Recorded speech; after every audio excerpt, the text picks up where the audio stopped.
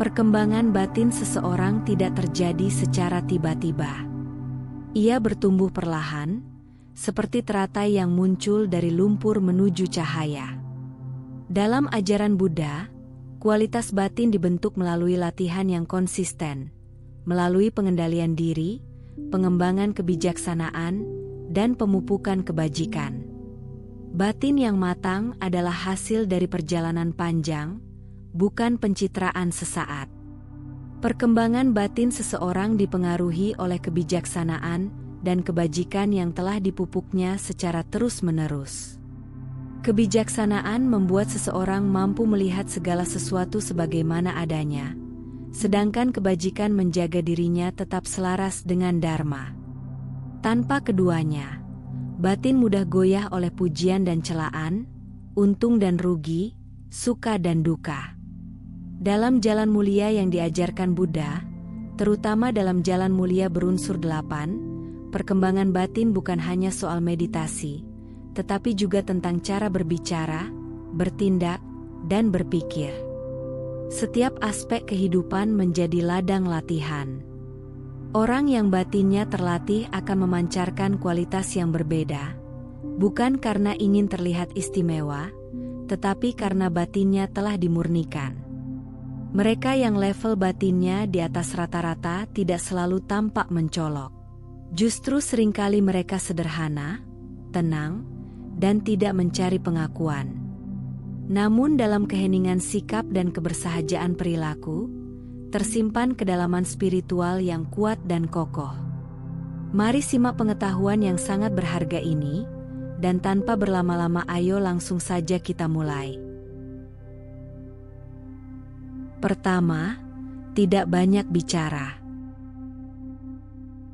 Terdapat prinsip ucapan benar atau disebut sama waca, yang merupakan bagian dari jalan mulia berunsur 8. Bagi mereka yang level batinnya di atas rata-rata, berbicara bukanlah kebutuhan untuk diakui, melainkan tanggung jawab moral. Ia memahami bahwa setiap kata adalah benih karma, yang dapat menumbuhkan kedamaian atau justru melahirkan penderitaan. Karena itu, lisannya dijaga sebagaimana seorang penjaga gerbang menjaga pintu kota. Orang yang matang batinnya tidak merasa gelisah oleh keheningan. Ia tidak tergesa-gesa mengisi ruang dengan opini, komentar, atau penilaian. Baginya, diam bukan tanda ketidakmampuan, melainkan tanda penguasaan diri.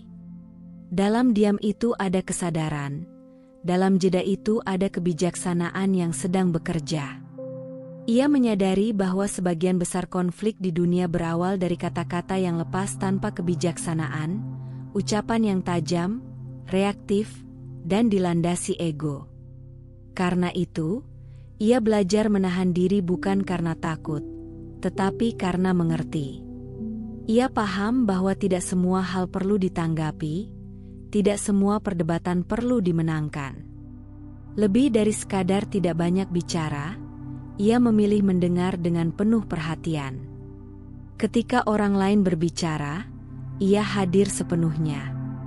Ia tidak memotong, tidak sibuk menyiapkan balasan, tidak mencari celah untuk menyela.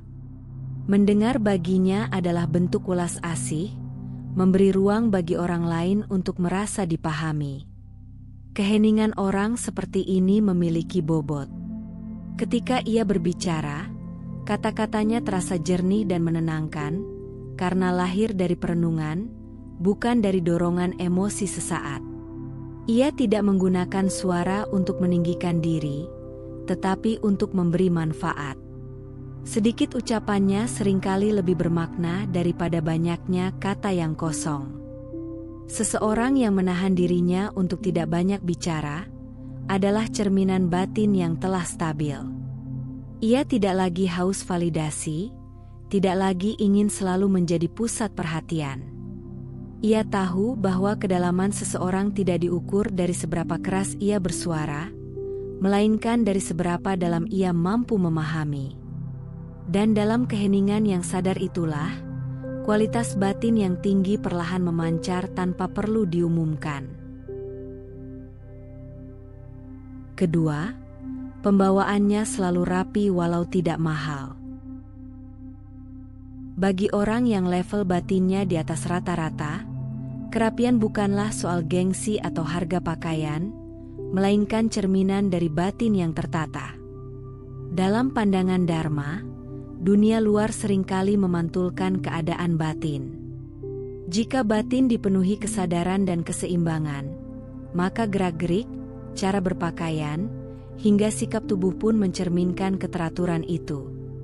Ia tidak hidup dalam kekacauan batin yang tercermin dalam sikap sembrono, karena ia telah belajar merapikan pikirannya terlebih dahulu.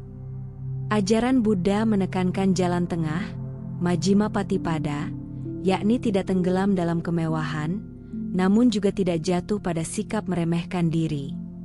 Orang dengan batin matang memahami prinsip ini dalam keseharian. Ia tidak membutuhkan barang mahal untuk merasa berharga, tetapi ia juga tidak membiarkan dirinya tampil asal-asalan. Keseimbangan itu lahir dari penghormatan terhadap diri sendiri dan kesadaran akan nilai kesederhanaan. Kerapian baginya adalah bentuk disiplin batin. Saat ia melipat pakaian dengan rapi atau menjaga kebersihan diri, itu bukan sekadar rutinitas fisik, melainkan latihan mindfulness. Ia hadir dalam setiap tindakan kecil. Ia sadar bahwa hidup bukan hanya tentang pencapaian besar, tetapi tentang kualitas perhatian pada hal-hal sederhana. Dari perhatian yang sederhana, itulah kebijaksanaan tumbuh. Ia tidak terjebak pada simbol status.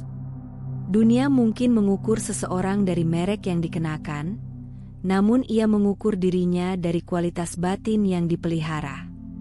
Ia memahami bahwa segala sesuatu bersifat tidak kekal, anicca.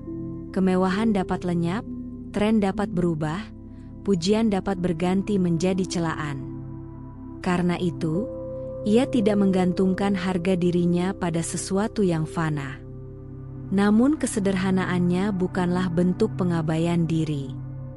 Justru ia menjaga penampilan sebagai bentuk penghormatan terhadap orang lain. Datang dengan rapi berarti ia menghargai pertemuan, menghargai waktu, dan menghargai situasi. Ia menyadari bahwa hidup bersama membutuhkan etika dan kepantasan. Dari sikap ini terpancar keanggunan yang tidak dibuat-buat.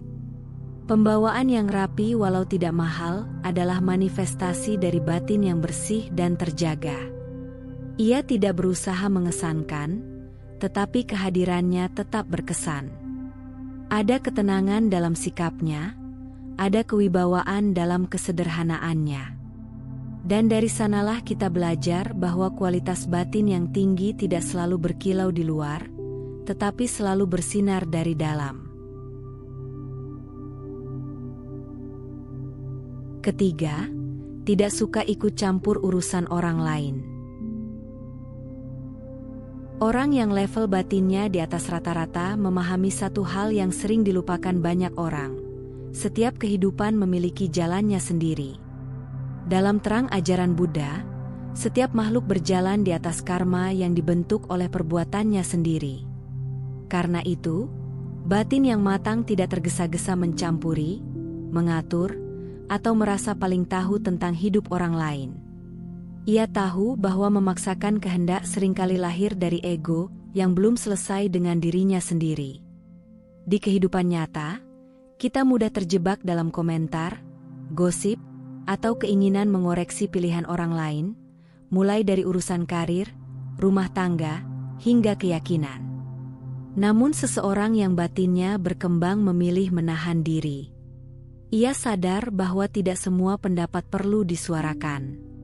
Ia memahami bahwa kebebasan orang lain adalah bagian dari hukum kehidupan. Diamnya bukan karena tidak peduli, melainkan karena ia menghormati proses batin orang lain. Sikap ini bukan berarti apatis.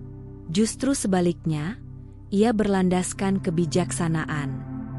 Ia mampu membedakan antara membantu dan mencampuri. Membantu lahir dari welas asih, mencampuri seringkali lahir dari keinginan mengendalikan. Dalam Dharma, Keseimbangan ini penting. Ia tidak menutup mata terhadap penderitaan, tetapi juga tidak melampaui batas yang bukan tanggung jawabnya. Alih-alih menghakimi, ia mengembangkan cinta kasih dan welas asih, dua kualitas luhur yang termasuk dalam Brahma Wihara. Ia memahami bahwa setiap orang sedang belajar melalui pengalaman masing-masing. Ketika melihat kesalahan orang lain, ia tidak buru-buru menyalahkan, melainkan mendoakan dalam hati agar orang itu menemukan kebijaksanaan. Dalam keseharian, sikap tidak suka ikut campur membuat hidupnya lebih damai. Ia tidak sibuk dengan drama yang bukan miliknya. Energinya tidak habis untuk membicarakan orang lain, tetapi diarahkan untuk memperbaiki diri sendiri. Ia sadar bahwa latihan sejati bukanlah memperbaiki dunia di luar, melainkan menjernihkan batin sendiri. Tidak ikut campur adalah bentuk kedewasaan spiritual. Ia menyadari bahwa dunia tidak membutuhkan lebih banyak penghakiman, tetapi lebih banyak pengertian. Dengan menjaga batas, ia menjaga kedamaian. Dengan menghormati proses orang lain, ia sedang menumbuhkan kebijaksanaan dalam dirinya. Dan di sanalah terlihat bahwa batin yang tinggi tidak haus untuk mengatur, melainkan tenang dalam memahami. Sebelum dilanjut, jika apa yang Anda pahami dari video ini membawa manfaat, kami dengan rendah hati mengajak Anda untuk mendukung Rakitua dengan memberikan like dan subscribe. Jangan lupa bagikan juga kepada sahabat, keluarga, dan orang yang Anda sayangi, agar semakin banyak yang mendapatkan inspirasi dari ajaran Buddha. Anda pun bisa meninggalkan komentar positif sebagai wujud semangat dalam menebarkan kebaikan. Bagi Anda yang ingin mendukung lebih jauh, silakan berlangganan atau memberikan donasi melalui saweria yang tercantum pada deskripsi video ini. Setiap dukungan Anda akan sangat berarti untuk terus menghadirkan dhamma yang menyejukkan hati. Mari terus telusuri ajaran yang sangat berharga ini, karena kami yakin pesan ini akan sangat berguna bagi Anda di kemudian hari.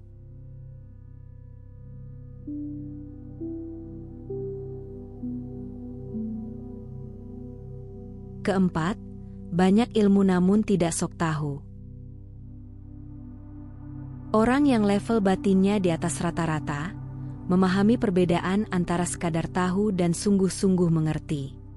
Pengetahuan bisa diperoleh dari membaca dan mendengar, tetapi kebijaksanaan lahir dari perenungan dan pengalaman batin. Dalam ajaran Buddha, kebijaksanaan, panya, bukanlah tumpukan informasi, melainkan kemampuan melihat kenyataan sebagaimana adanya. Semakin dalam seseorang memahami Dharma, semakin ia menyadari luasnya samudra kebenaran yang belum ia jelajahi. Kesadaran inilah yang melahirkan kerendahan hati. Orang yang benar-benar berilmu tidak terpesona oleh kepandaiannya sendiri. Ia justru menyadari keterbatasan sudut pandangnya. Ia tahu bahwa pikiran manusia mudah terjebak dalam ilusi merasa paling benar. Karena itu, ia menjaga batinnya dari kesombongan intelektual, sebab ia paham bahwa kesombongan adalah penghalang bagi kebijaksanaan sejati.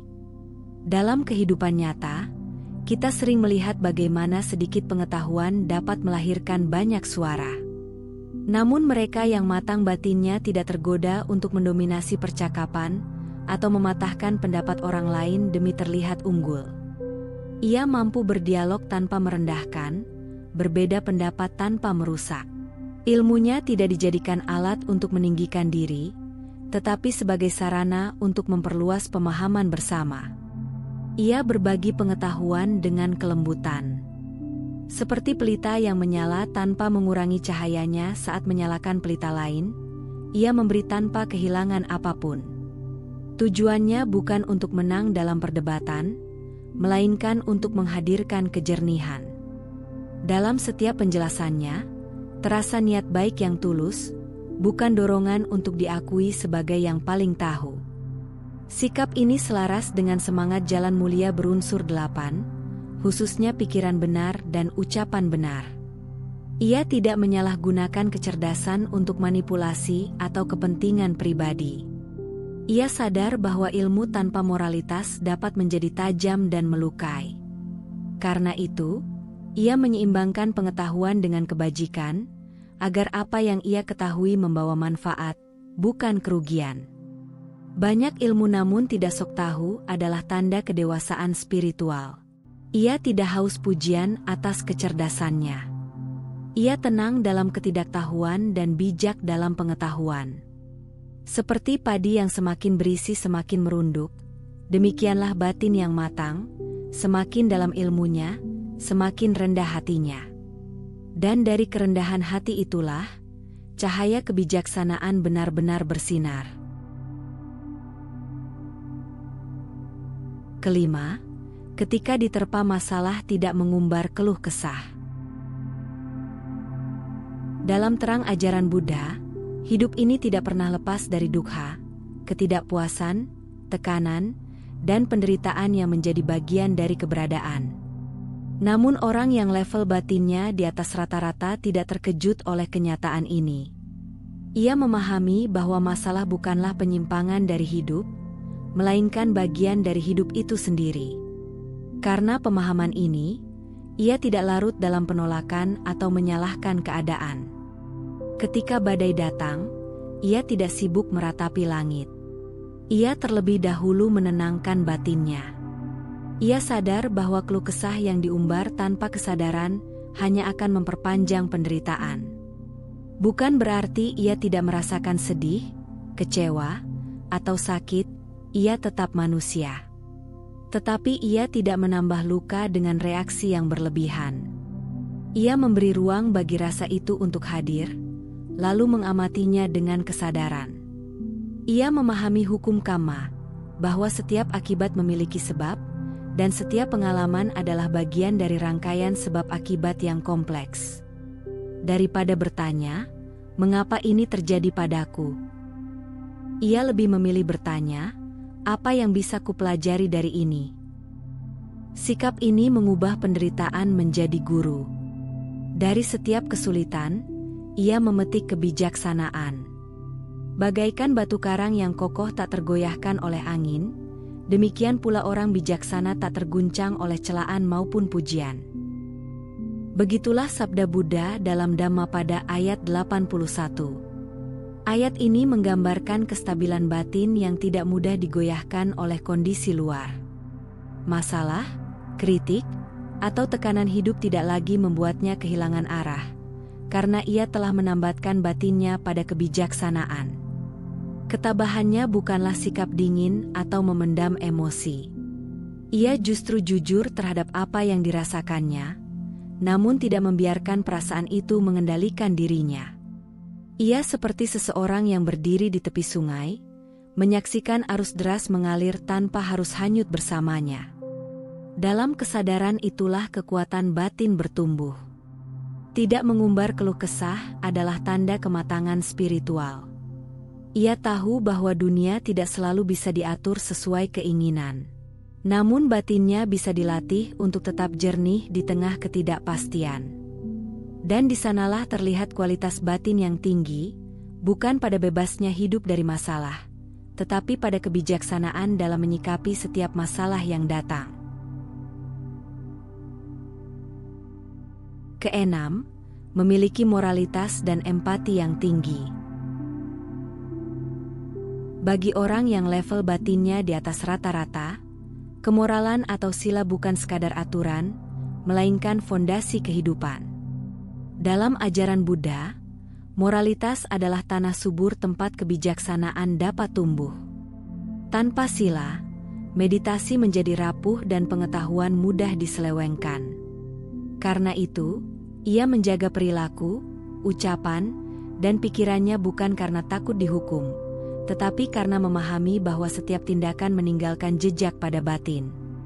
Ia tidak menyakiti bukan hanya dalam arti fisik, tetapi juga dalam kata dan niat.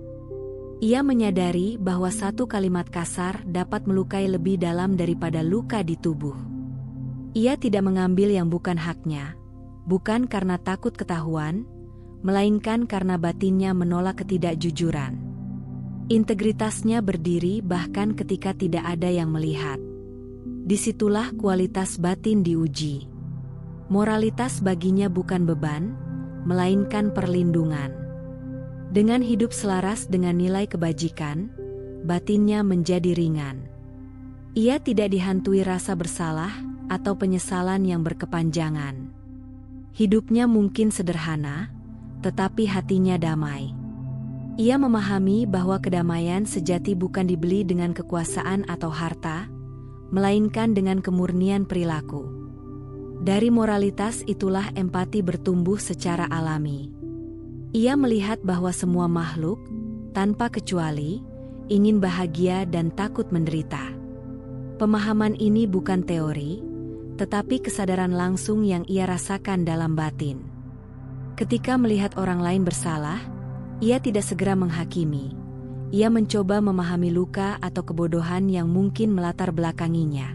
Ia mempraktikkan semangat cinta kasih, welas asih, simpati dan keseimbangan batin. Cinta kasih membuatnya tulus berharap semua makhluk berbahagia. Welas asih menggerakkannya untuk membantu. Sukacita simpatik mencegah iri hati. Dan keseimbangan batin menjaganya tetap jernih di tengah perubahan. Moralitas dan empati yang tinggi adalah cahaya yang tidak perlu diumumkan. Kehadirannya membuat orang lain merasa aman, dihargai, dan diterima. Ia tidak sempurna, tetapi ia terus berlatih. Dan dari latihan itulah terpancar kualitas batin yang luhur, sebuah pengingat bagi kita bahwa menjadi manusia yang bermoral dan penuh empati bukanlah kelemahan, melainkan kekuatan spiritual yang sejati. Ketujuh, selalu percaya diri dan tetap rendah hati. Orang yang level batinnya di atas rata-rata memiliki kepercayaan diri yang berbeda dari kebanyakan orang. Kepercayaan dirinya tidak dibangun dari tepuk tangan, jumlah pengikut, atau pengakuan sosial, melainkan dari integritas batin. Ia mengenal dirinya secara jujur, mengetahui kekuatan tanpa membesar-besarkannya, menyadari kelemahan tanpa membencinya. Dalam terang ajaran Buddha, pengenalan diri adalah awal dari kebijaksanaan. Di dunia nyata, banyak orang tanpa percaya diri namun rapuh ketika dikritik. Sebaliknya, ia tetap tenang meski tidak selalu dipuji. Harga dirinya tidak bergantung pada penilaian orang lain, karena ia telah berdamai dengan dirinya sendiri. Ia tahu bahwa tidak semua orang akan memahami atau menyetujui langkahnya. Namun selama ia berjalan selaras dengan dharma dan hati nuraninya, ia tetap teguh. Kepercayaan diri seperti ini lahir dari latihan batin. Ia telah melewati kegagalan, penolakan, dan kesalahan, lalu belajar darinya. Ia tidak lagi takut terlihat tidak sempurna, karena ia memahami bahwa hidup adalah proses. Justru dari ketidaksempurnaan itulah pertumbuhan terjadi. Ia berani melangkah bukan karena merasa paling mampu, tetapi karena siap belajar. Namun kekuatan batin ini tidak menjelma menjadi kesombongan. Ia memahami anicca, bahwa segala sesuatu tidak kekal. Jabatan dapat hilang, kecerdasan dapat menurun, pujian dapat berubah menjadi celaan. Kesadaran akan ketidakkekalan membuatnya tidak melekat pada identitas apapun. Ia memegang peran dengan tanggung jawab, tetapi tidak menjadikannya sebagai inti dirinya. Dalam pergaulan, ia tidak merendahkan orang lain demi meninggikan diri. Ia bisa berdiri sejajar dengan siapapun, tidak merasa lebih tinggi, tidak merasa lebih rendah. Inilah keseimbangan batin yang indah, kuat namun lembut, tegas namun penuh hormat. Ia memahami bahwa setiap orang sedang berjuang dalam kisah hidupnya masing-masing. Selalu percaya diri dan tetap rendah hati adalah tanda kedewasaan spiritual. Ia tidak perlu membuktikan diri secara berlebihan, karena batinnya sudah stabil. Ia melangkah dengan mantap, namun tetap menundukkan kepala pada hukum kehidupan yang lebih besar darinya.